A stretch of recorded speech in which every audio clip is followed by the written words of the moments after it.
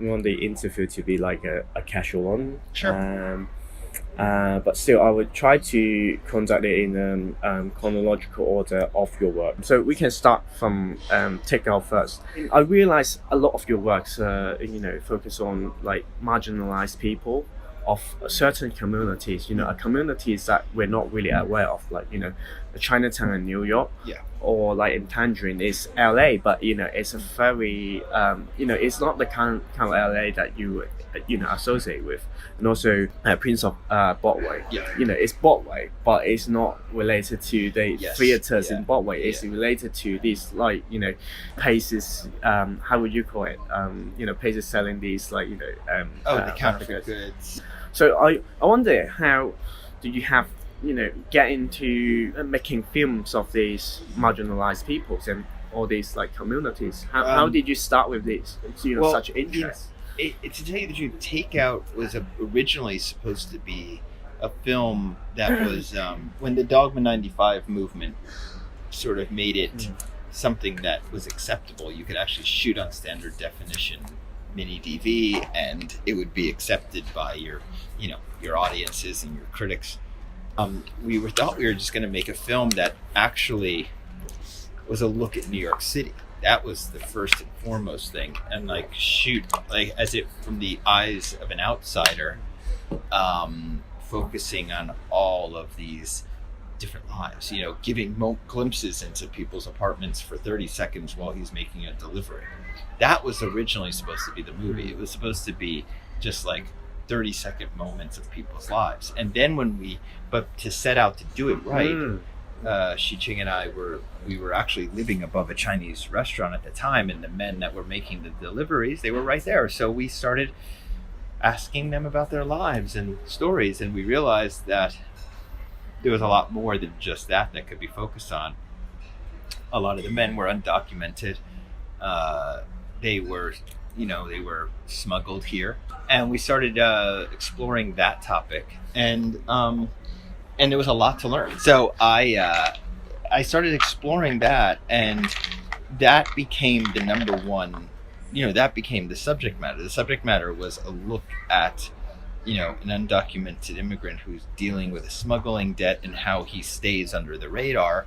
That was the opening scene, wasn't it? Yeah. Yeah. Well, whole, and then we were actually starting to work with people from the Fujian province, and realizing that most of the men and even the women that we were working with at that local Chinese restaurant up on the Upper West Side, their lives were very similar to the life of the character in the movie. So they were informing us a lot, and this is something that I guess it was my introduction to this world. But Prince of Broadway was the way we went about that was a very different process. Maybe Takeout sparked that interest in me, semi-subconscious level. I wanted again look at New York City, and I chose this area that was extremely vibrant.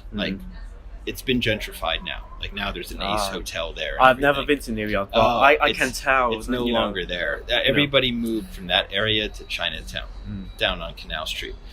And they used to work directly with the Lebanese, and now they work directly with the Chinese. And this I'm talking about the West African immigrants.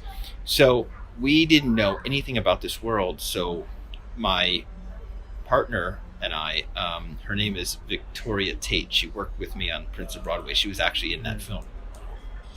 We spent a year trying to interview as many men as possible, and that was so informative because for me, I was introduced to a whole world I didn't know that was very much invisible.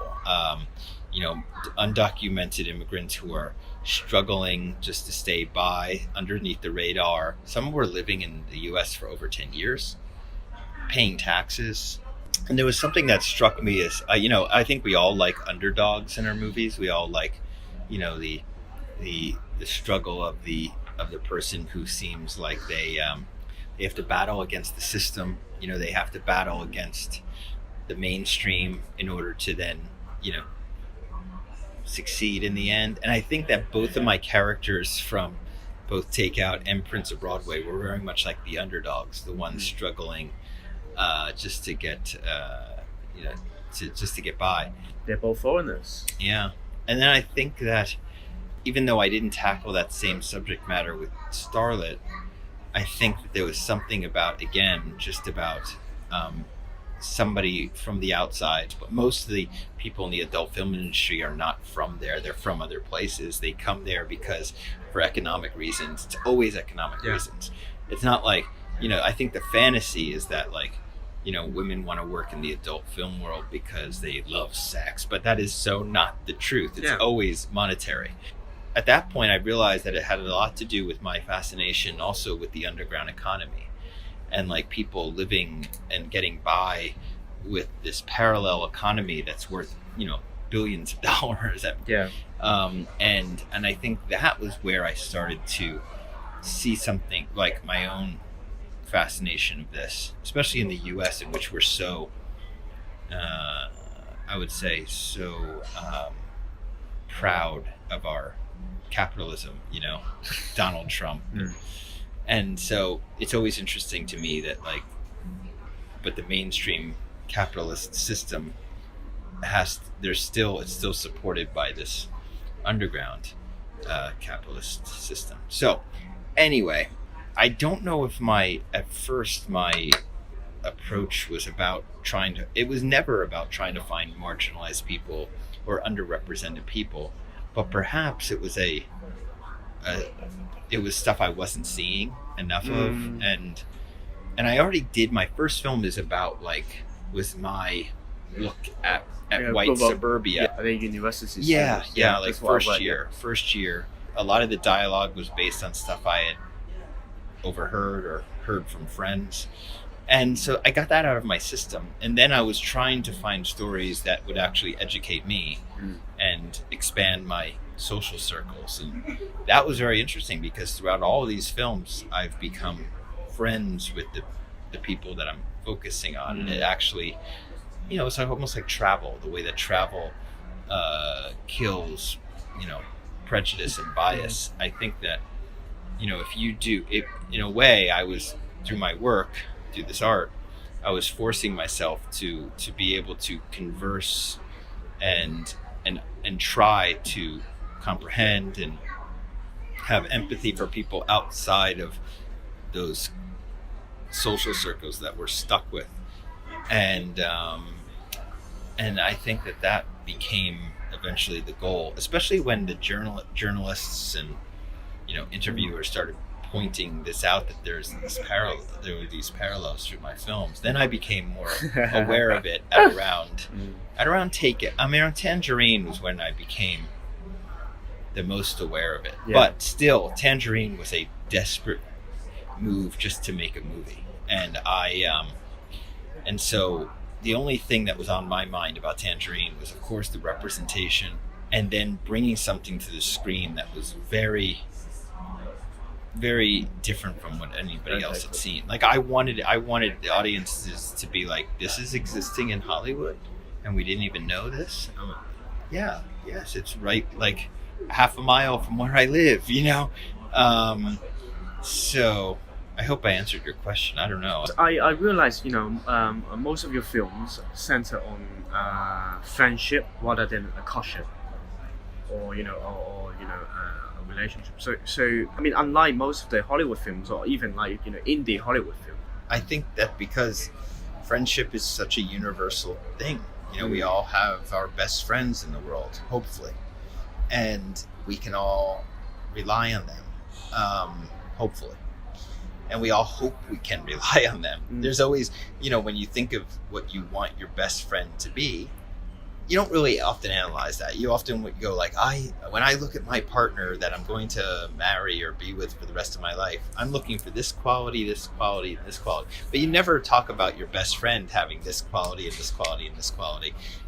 The reason that you're best friends is because something brought you together in terms of, common interests, or maybe just who knows what leads to people being friends. But and I think that that's just something that is so universal that it actually is that's why there were so many buddy cop movies, if you think about it. Throughout the history of, cinema and just storytelling in general, friendship is a big thing. Even the song, Beat the Beatles, it'll help for my friends. It's like, it means obviously something to us. We have to, it's hard to get by alone in this world.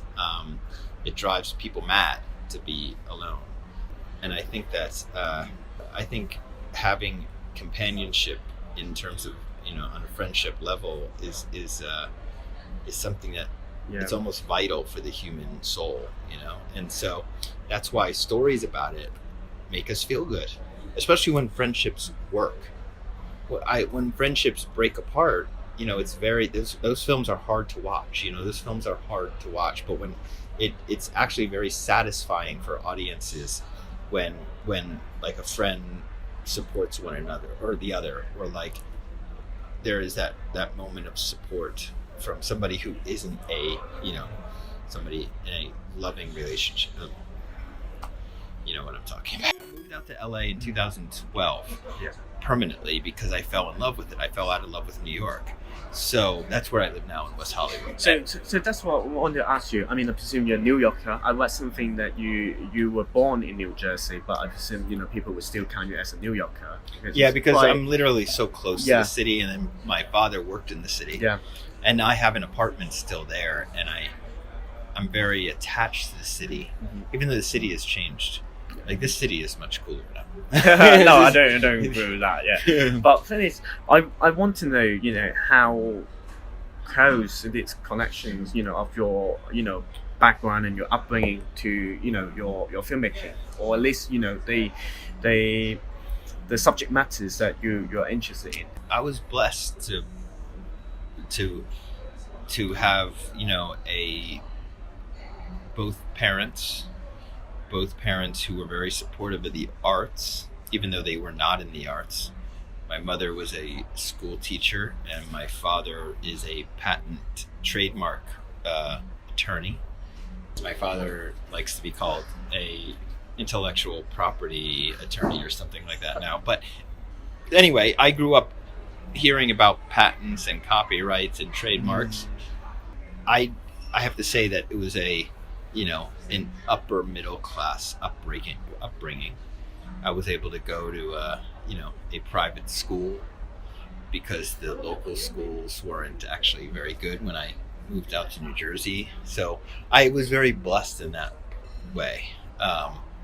Well, I watched a Criterion video of you picking up the DVDs, and you said your dad's favorite is My Married Witch, which I also really liked. I can tell, he must have shown you a lot of he has a sense of humor. He has a sense of humor, but he doesn't really have a big film knowledge.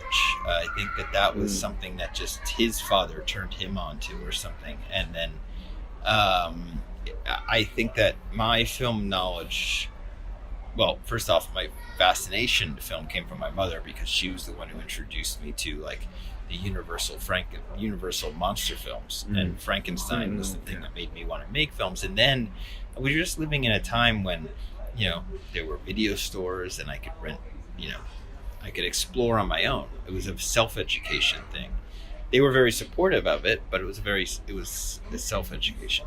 Overall, I think that they were parents who were very did their best, especially from their generation, to I think they battled against the sort of what they saw growing up. They grew up during the civil rights movement. They grew up during the women's equality movement, and so they're really liberal. So I think that they were very liberal, and they've become more liberal. Well, they've always been liberal, yes, because I think that they saw so much of they were in a time when things were changing, and they were I think on the right side of history. Okay. So they were very, I think they pushed that on us, they about being trying to be more accepting of others, to understand others, to try to walk in other people's footsteps for a little while. I think they were, without the word empathy is this word that has just been in the last year or two has been so overused almost. Like everybody is saying empathy. Like even Jordan Peele says get out is about empathy. There's a lot, everybody's using it, but I think it's something that was always, looking back on my upbringing, I think my parents were always, without saying or using that word, they were always very much pushing to have my sister and I, have empathy for others. I can feel it in your film, that sense of empathy and also generosity, especially towards the ending. I mean, throughout your films, that all these endings really, I if I can, think of related to a word, I would say generosity. In, let's say, in Take Out, I wouldn't expect that he would, get the money from his friend after, this very, tragic moment. Right. And, same as Prince of Broadway, that, he finally accepting, this princess's son. Yeah. Also Starlet, it's very subtle. In Starlet, it's starting getting more subtle, but still, it's a moment of a woman realizing that, the loss of someone is also, a rite of passage for her. Yeah. And during, of course, that reconciliation of a friendship. And also at the end of for the project, it's less as I think it's more it's an ambiguous one, as you talked about. It's more like it's more like a fantasy. Yes. For us to imagine, but still there is a happy ending. There's an open endedness in it. As we were talking about empathy and to feel for others. So I wonder, what do you want us, as an audience to feel at the end? Well, I think the ending, for me, as just a storyteller and somebody who's trying to tell stories in this running length of 90 minutes to 2 hours, what you leave the audience with in that last 5 minutes, or even in that last 30 seconds, is the thing that is going to be with them as they leave the theater and they start perhaps talking with their whoever they went with. If you have any point, or if you have any message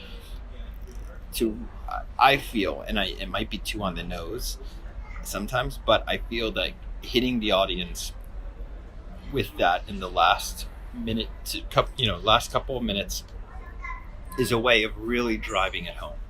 I appreciate sometimes films that have, that peter out a little bit, or perhaps, have an open-ended ending. But I think that I have, now looking back on all of my films, I've always had the ending in mind from very early on in the writing, because I know that that's the most impactful, for me, it's the most impactful part of the film. The last, sometimes even the last shot is more important than any other shot in the film. And so it's your final statement. It's the last time someone's going to hear from you for another 3 years. So I wondered. So the the vision of the ending. Do you have it at the beginning when you're thinking of the film, or when you're in the middle of writing the script? So how did you proceed? It's very early on. So if it was with Take Out, we didn't know what our story was going to be yet. But as soon as we did figure out that it was going to be a moment in which his friend, who we thought was actually not his nemesis, but somebody who is definitely not the one that was least expected to help him, suddenly helps him.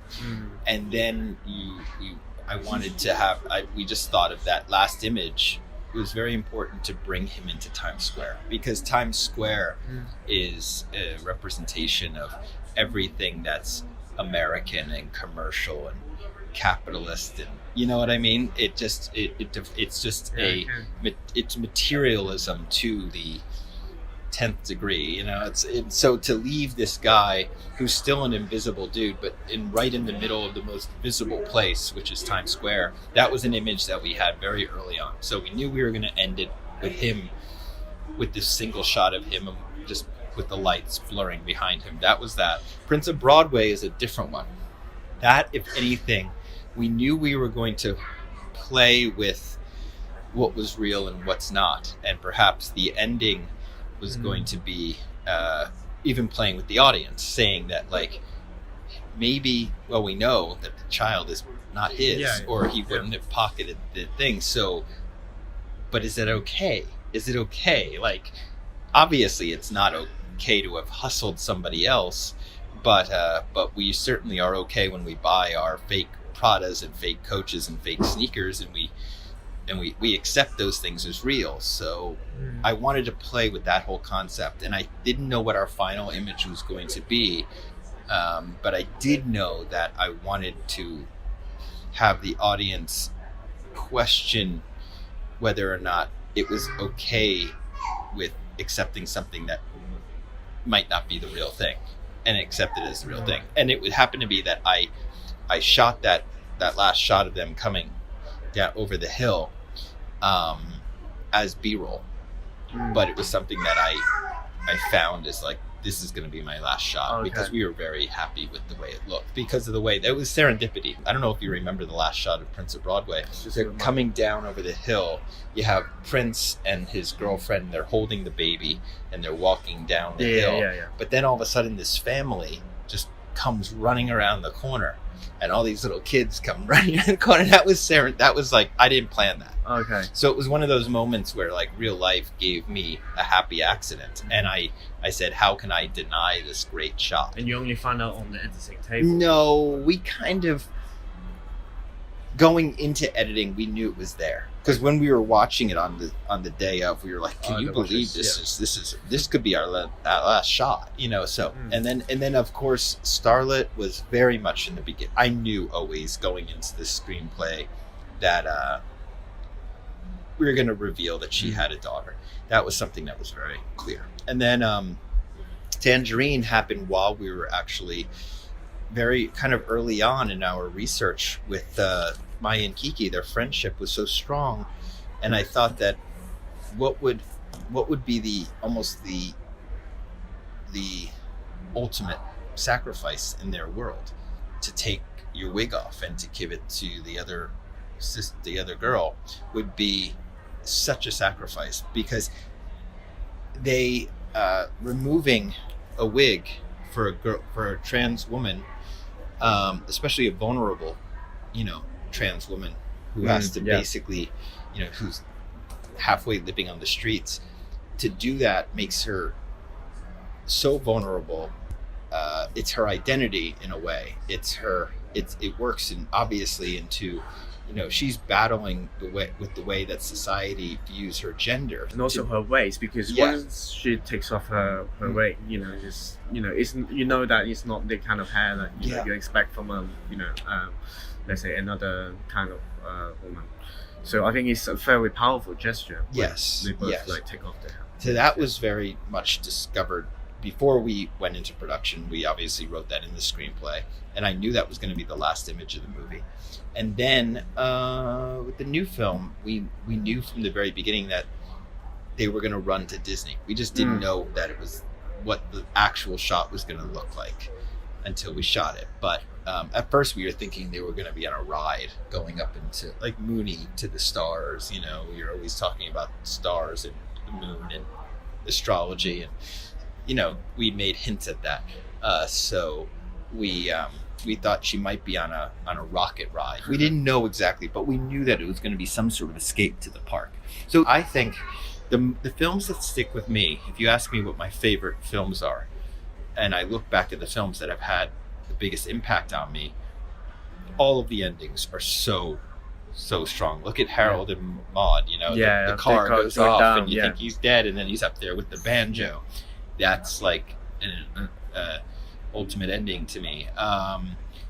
Just you can name any classic movie. It has very strong endings, and I think that's just that's the one thing that I really moving forward with every film, I don't want to go into production without knowing what my ending is. That's such an interesting, transition of your career, because, take Hal and Prince Broadway, you're still, writing your script in a more spontaneous way, as we were talking about. But once Chris Bergot, joining your team, becoming your co-screenwriter, seems like your films are more, become even more well-structured. how did he come along, and how is it like to collaborate with well, we went to school together and we were friends. He was 1 year below me. I knew his love from mainstream movies. I mean, he loves everything very mainstream, studio, Lucas, Spielberg, Disney, very much in line with that. But at the same time, I knew our interests lie in the same places. So I think with Starlet, when we set out and made Starlet together, it was the interest of actually shining light on, it was actually like we worked together on a television show, and I knew he was a good writer, meaning I knew he understood structure and everything. And when I said, hey, let's make a film that's like a cinema verite movie. Remember the French film called A Single Girl? I thought the film was going to be more like this, and I thought it was going to be a film that just looked at a day in the life of this girl and not in any way showing the adult film industry. You find out she's, of course, in the adult film industry, but it was going to be just her trying. It was almost like Wendy and Lucy in a way, where she was looking for her dog, where it takes place almost in real time over the course of a day, and it was she loses her little chihuahua and she has to go find it. And I thought that was going to be the film, and then Chris said, well, okay, but why don't we take one of your earlier ideas? I had this idea called bric-a-brac. Bric-a-brac is like what you find at a garage sale, like the little trinkets and stuff. And I had written this little synopsis about a woman who, a friendship between an 80-year-old and a 20-year-old because of this woman finding $20,000 at a garage sale in a thermos. And he goes, why don't you take that and apply it to this idea of this girl in the adult film industry, and then you have a structure there for us to follow. And so, yes, you can say he's very much, that way. He's minded, like structure minded, and he so he was the one, and I was like, sure, that sounds good. That was an idea I loved, so let's combine them. And then with Tangerine, when we heard the story that really fascinated us, that was the impetus for the screenplay. Trying to find a cisgender woman who was involved with your boyfriend and you're trans. That was something in which we said, okay, it's just going to be like almost like an odyssey. It was just going to bring us through and eventually bring us back to where we started at donut time, beginning and ending at donut time to a certain degree. Of course, we go down the streets to the laundromat, but you know what I mean. And so he was, again, very much involved with trying to figure the structure out with me. So I guess you could say, yeah, he does have that. I don't, I'm trying to battle against that all the time. I'm trying to battle against the obvious 3-act structure. That's why I think Florida has the blurry lines with the 3-act structure. It's more episodic. Yeah. And I only say that because of the fact that when I'm over in like Europe, when I'm showing my films in Europe or, in Asia, wherever, outside the US, one of the biggest criticisms is that people think I'm sometimes too structured. Like I'm too mainstream thinking. And so I'm always battling against that. And it's weird because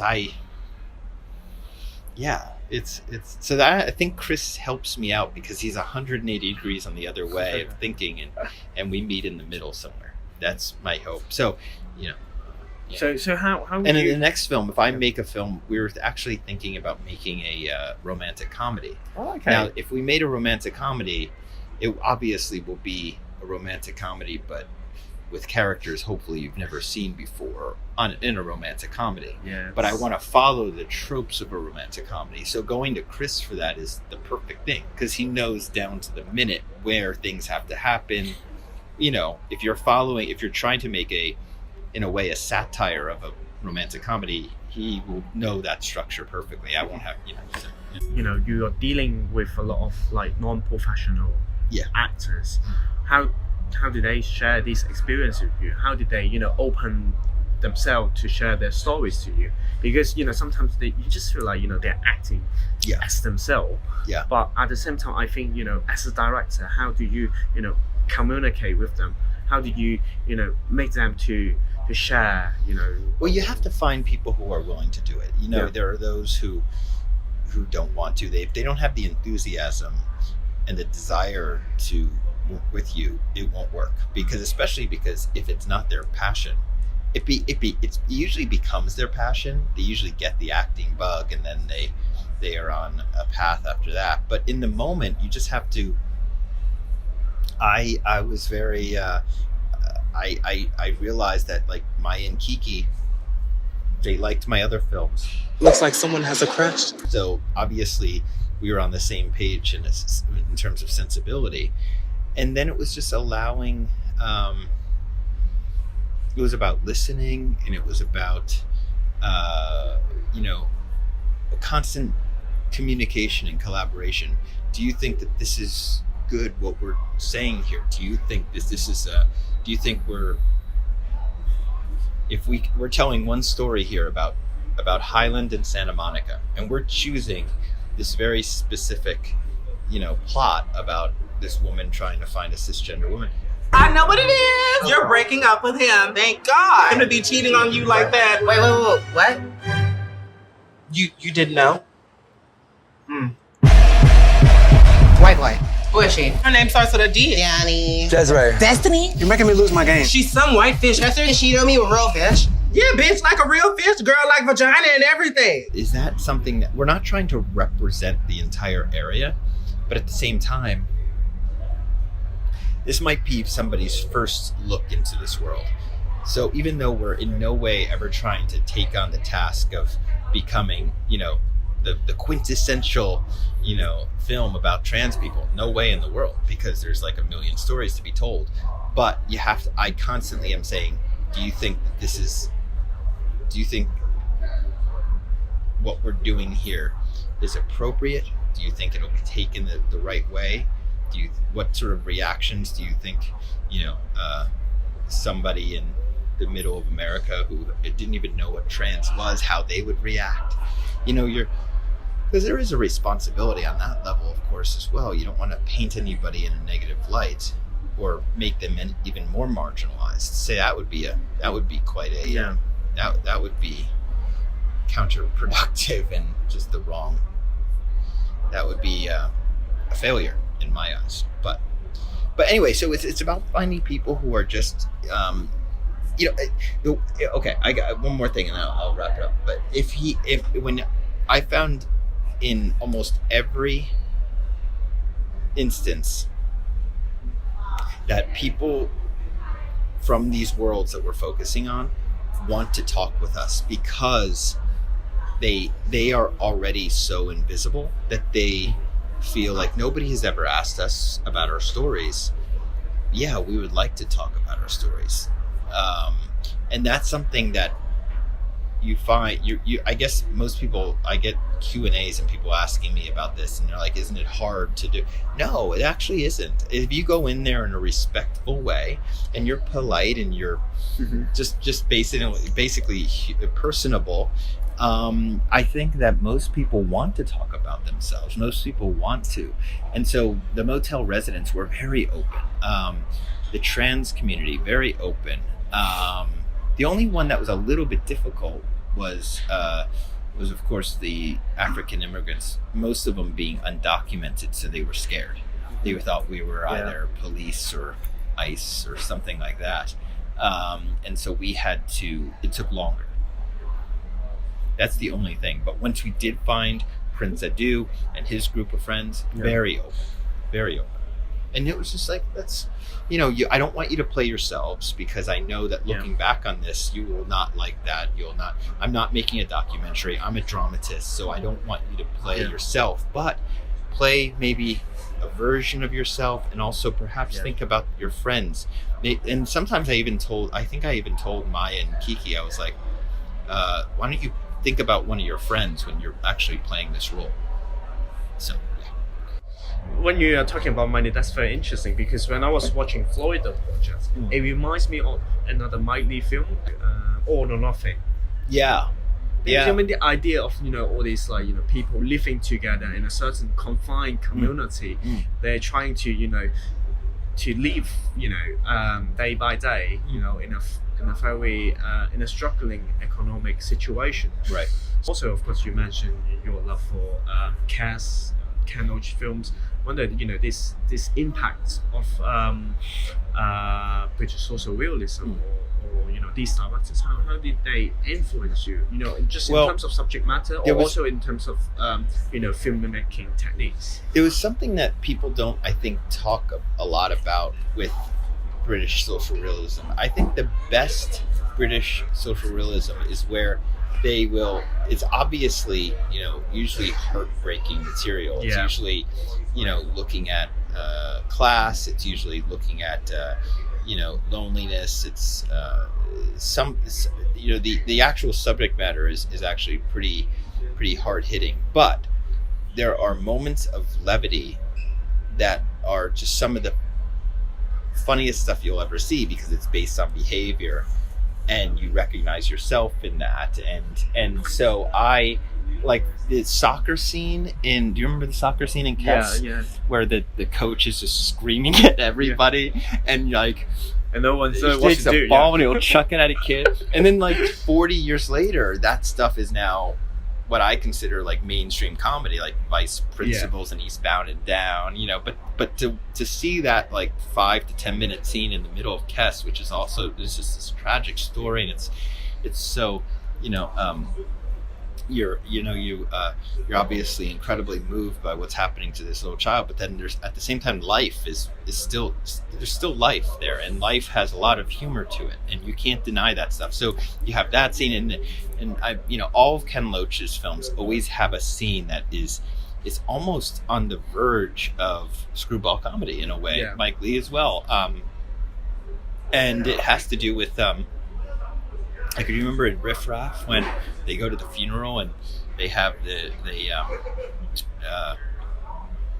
they have the urn with the ashes and they, I don't know what happened, but the wind blows and everyone's being hit by the the ashes, and I think that's what people don't talk a lot about, that with the British social realism, that there's always that levity that grounds it, because without that humor, there's no truth, and I think that's what I've been trying to do with every one of these movies. If I am tackling a serious subject matter, I still have to allow the audience to laugh and to recognize themselves in the human behavior and chuckle at the human behavior. You're not laughing at it, you're sort of laughing with it, or at the absurdity of the way people treat one another. But definitely in Florida Project, it's getting more prominent that the idea of an anarchic energy that but in the main characters, because even in Starlet, still Drew Hemingway's character is still very passively accepting her fate. Whereas in Tangerine, I can see the changes, because at least they're trying to battle against the system. There's a will there, and in the Florida Project, it's getting obvious towards the end. So I wonder how did you have this growth of anarchic energies for your characters? Yeah, that's a good question. I don't know what it is in my own personal life that draws me, that fascinates me towards that drama. I don't know. I was a taxi driver at one point, and that was really eye-opening to me. A lot of those things that made its way into Tangerine in the taxi, that was stuff that I experienced, a woman with her dog and this and that. You're not even hard yet. Fucking hard. That's hard. And I don't know what the fascination is, but it's when somebody's driven to the point where, I was actually thinking about this scene in Tangerine the other day, because I did a masterclass in New York, and I had to they showed that whole last scene, all that chaos, but that chaos all comes from, there's no outside forces. It's just people clashing. Yeah, exactly. It's just people existing and personalities clashing. There wouldn't be all that it's not like there wouldn't be all that screaming in the middle of donut time, and there's no like outside forces. Nature isn't bringing all these people together. It isn't like an act of nature, or like there's no money involved. It's just a bunch of clashing personalities, and that's what really fascinates me. Again, there's humor in the identification of like when you see yourself in that, when there's this chaotic moment and somebody's breaking down and screaming and this and that, that passion that comes from that passion of the you think back at the times that you had a moment of which you allowed your emotions to get out of control, and you're like, oh, I remember when I did that. It's silly. That's just silly acting, and it's just that very base level of just human beings can sometimes act a little bit silly, and sometimes we act like children. But sometimes I wonder, do you feel angry when you dig into your projects? Because these are stories about marginalized people who are having difficulties to live. Yeah. I wonder, do you have that urge, to make the films for them out of an anger, or or any sort of unsatisfying mood towards the the society, the oppressing society? I think there is, but it's not as if it's sort a of like crusade. the fire. It's more like this is existing, and I can either make a documentary about it or an over-the-top melodrama and try to preach to my audience, or I can just say, let's tell a universal story that just and just show the commonality and the universality of everybody. I mean, like, again, like we always say this about Tangerine, the actual story of Tangerine could have taken place anywhere on it's a story of infidelity and friendship, so it could actually be like a high school movie. The same exact thing could take place in high school. Oh, he's cheating on me? I'm gonna find that bitch, and I'm gonna, and then they have a school fight, and everybody gets together at the end, and it could happen anywhere. So I think that our approach to it is not anger, but in a way where it's just like these subjects can be tackled in different ways. Maybe that's in a way confrontational to my. I don't think to audiences. It's more confrontational to the industry and like the way that they've been representing up just to now. Offering a new perspective. Yeah, I think so. But again, I try to be very it's a serious thing, and it should be taken seriously, and we take it seriously when we're talking about the movie after. But while we're making it, we're just trying to make a film that is, I always say, like, if I was Maya or Kiki, or if I was, one of these motel residents, how would I want to be treated? How would I want to be represented on screen? If somebody was making something about my life, I would I